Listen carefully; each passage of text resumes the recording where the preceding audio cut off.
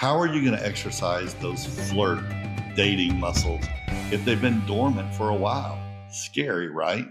Introduce the dating app solution, an easy way to window shop and pick your person with ease. Ha, not. Now, side note, I find it so funny when some of you women listening get on an app for the first time. It's like walking through one of those full length mirrors made of water where you can walk through, but you have no idea what's on the other side of it.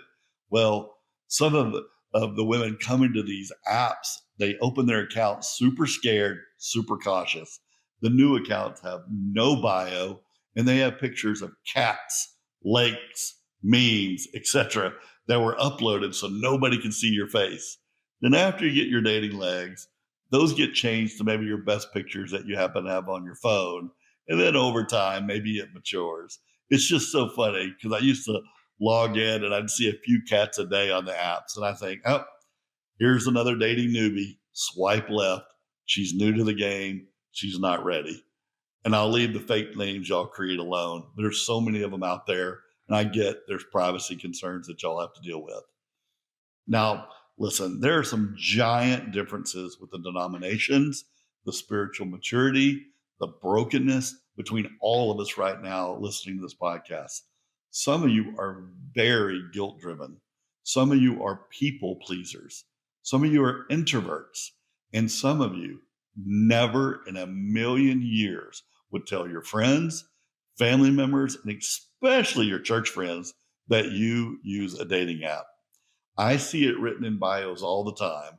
Let's tell everybody else we met in church. It's sometimes tongue in cheek, but I think many of you don't like to admit that you're even on dating apps. It feels taboo in the church world. What will your friends think? Should I put Tinder on the homepage of my cell phone? Should I remove notifications? What will your friends think if Georgia Peach 4 from Tinder just messaged you, or Big Sexy Cajun just super swipes you, or even Ready to Rumble blows up your phone during a meeting or a small group? Some of these usernames are just wild. Let's just be honest. There are some common concerns and misconceptions about the dating apps within the Christian community. Tinder has a reputation of being a hookup app, but I've found that any app can be whatever you want it to be. Now, I have my rankings, but I have to be honest, I've never paid for an app that I can remember. So any of these apps I'm going to mention, the ratings may change if I paid. There are over maybe 100 apps that are available for you to date online in the app stores, but here are the top ones. Let's rate them quickly. Bumble. I like this app because it puts the woman in charge. She has to reach out first. Many of the women hate that, but come on, it's better than waking up with who knows what in your inbox every day. I found the women to be of higher class and more articulate than some of the other apps I will mention next. It encouraged information exchange and conversation. I'll give Bumble an A. There's another app called The League. It's hard to get in and it's expensive, except they do let you in with free approvals, but it is great because there are no fake accounts. Everyone is vetted. I have met really good quality people in The League who seem to be truly interested in meeting someone and trying out a relationship. Another A, but I'll give it an A minus because with a free account, you have to wait in line, lightning in a bottle, because you only get 3 swipe choices a day. And think about how long that takes to finally find your person. Facebook dating. It's on the app. It's a weird addition to the normal Facebook app. I'd say 95% real people, but an awful lot of looky-loos. And there's the ability to see possible friend matches and do deep detective work, knowing their first name and the city they live in and anything else they accidentally revealed. But it's a buffet of possibilities, but it feels more like a waste of time if you're really serious about meeting someone. I'll give it a B. Tinder. Now listen, if Tinder's a hookup app, it's broken.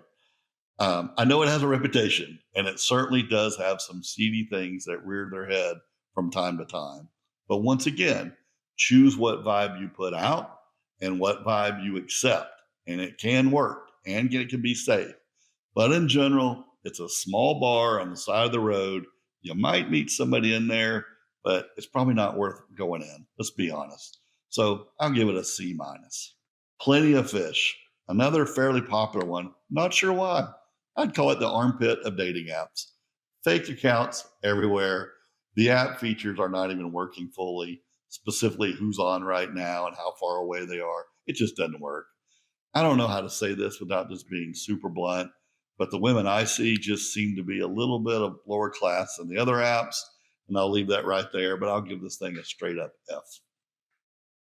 But add all the apps together, and I have met so many great women. I still stay in contact with them. There are absolutely some amazing men and women out there. And for those of you who say all men are dogs or all women are crazy, you might want to check yourself and your picker. I have found some great souls, some great conversationalists, great people along the way. And I would not have met 10% of these people without an app. It connected us.